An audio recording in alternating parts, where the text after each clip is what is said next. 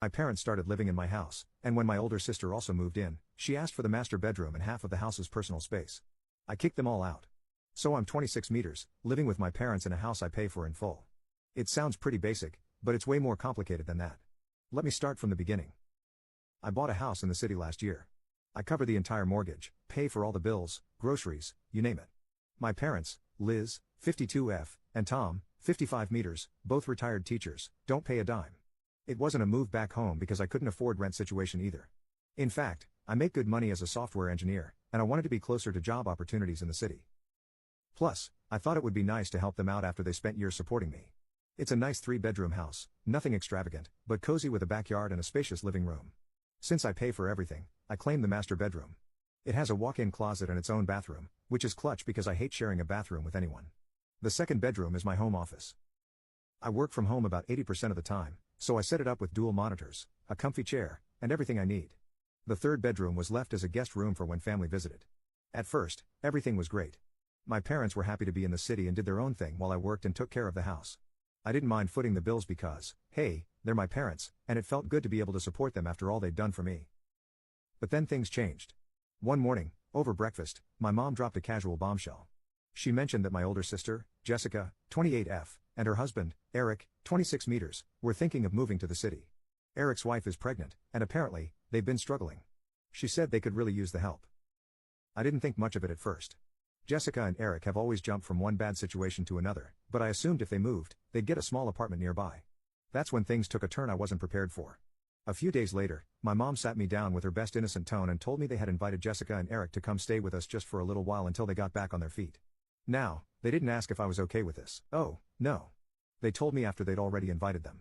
I was still processing the whole thing when Jessica and Eric showed up with bags in hand, clearly planning to stay for the long haul. Here's the deal. Jessica and Eric moved in, and right off the bat, it was clear they had no plans to leave anytime soon. I'm already stressed, thinking about the extra expenses I'm going to incur. I'm paying for everything. Groceries, utilities, the mortgage, everything. And now, I've got 2 more people to support with no one asking how I feel about it. I love my sister, but Jessica is, well, not the most responsible person. She always finds herself in messy situations, and everyone else ends up bailing her out. Eric is nice enough, but he has this entitled attitude that rubs me the wrong way. Like because she's pregnant, the world should cater to her. The tension started building almost immediately. A few days after they moved in, Eric started making these little comments. You know, the kind that seem harmless but are actually annoying as hell. Stuff like, this place is so big. It must be hard for you to clean it all by yourself, or we're going to need a lot of space for the baby stuff when it gets here. I didn't think too much of it at first, but then one evening, things escalated. Jessica and Eric pulled me aside and said they wanted to talk. I thought maybe they were going to apologize for the extra burden they were putting on me or maybe offer to help out financially. But no. Eric, all casual, says, so we've been thinking. It'd make more sense if we took the master bedroom. I blinked, thinking I must have misheard. But Jessica jumped in with, yeah. The baby's going to need a lot of stuff, and your room has the walk-in closet and private bathroom. Let me remind you, I pay the mortgage. I pay for everything. And these 2 were sitting here suggesting I give up my own room for them and their unborn child. The audacity hit me all at once. I managed to keep calm and said, why don't you just take the guest room? It's plenty big. Eric gave me a look like I just suggested something outrageous. That room doesn't have a walk-in closet, he said. The baby's going to need space. I was done. I'm not giving up my room. You can have the guest room or you can find somewhere else to stay. Jessica looked a little shocked. Like she couldn't believe I wasn't just caving in. But Eric? He was downright offended. That's when I knew this wasn't going to end well. Things started going downhill fast. The next couple of days, I noticed Jessica and Eric getting really comfortable. Their stuff was everywhere. Shoes kicked off by the couch, baby magazines scattered on the dining table. Eric even started talking about where he was going to put the crib, like he had already decided that they were going to stay in the master bedroom. One day, I had to go into the office for a meeting. When I got home, my blood ran cold. My personal stuff, clothes, computer monitor, everything was in the hallway. I stormed into the master bedroom, and there was Jessica, casually packing up the last of my things like it was no big deal. What the hell are you doing?